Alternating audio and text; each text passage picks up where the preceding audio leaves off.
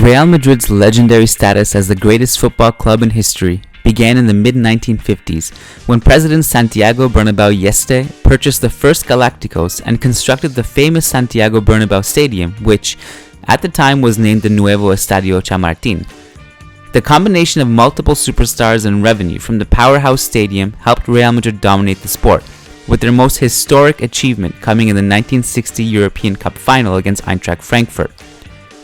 All of Madrid's best stars were on fire that night. Alfredo Di Stefano, the original GOAT, scored a hat-trick versus Frankfurt and played in the so-called total footballer role, which means he did virtually everything.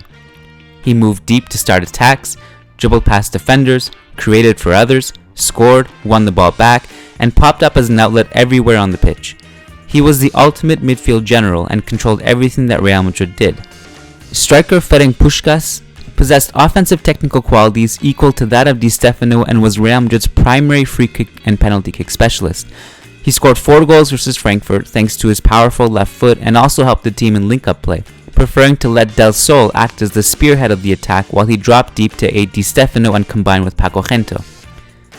The aforementioned Gento was the most exciting player in the world at the time and one of the most underrated players in club history. He was ahead of his time.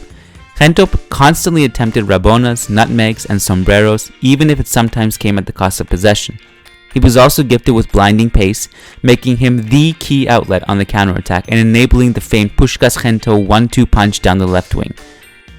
Gento, Puskás, and Di Stefano were the most famous members of the Dream Team, but we would be remiss to not mention the 2 other key players of that team, Canario and José Santamaría. Canario played on the right of the attack and possessed a high level of technical ability, but what truly made him stand out was his work rate, which compensated for Gento's lackadaisical commitment to tracking back and made Canario seem more like a modern-day two-way wingback. Santamaría was Real Madrid's best defender and one of the club's best defenders of all time. He battled in the air with the most physical forwards of yesteryear. The task of tying all of these talents together into a coherent system fell to Miguel Muñoz, Real Madrid's manager at the time. He approached his duties masterfully, and while he created general combinations and passing patterns to guide his team, he also allowed great fluidity in his tactics to enhance the play of his attacking wizards, which overwhelmed his opponents. This futuristic style of football contrasted heavily with Eintracht Frankfurt's Route 1 methods. Case in point, Frankfurt's manager, Paul Oswalt, would instruct his team to pass the ball back to the goalkeeper, who would then pick the ball up and lump long passes to center forward Erwin Stein. Of course, the back pass rule did not exist back then, but such was the sharp contrast of tactical thinking between the 2 teams. Frankfurt's tactics worked well enough in the opening minutes thanks to a sluggish start from a Madrid side and a weak Santamaría clearance on a long ball, which allowed the Germans to score the opener. The goal shook Real back to their senses, and they soon stamped their authority on the game. Their passing accuracy began to improve, and they started playing out from the back in style. Frankfurt's attackers tried to stop this by closing down high up the pitch, but Madrid dealt with this comfortably.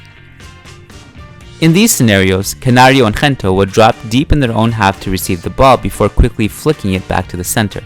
Di Stefano would gravitate to the wing in question to create passing triangles and provide a link back to the center of the pitch.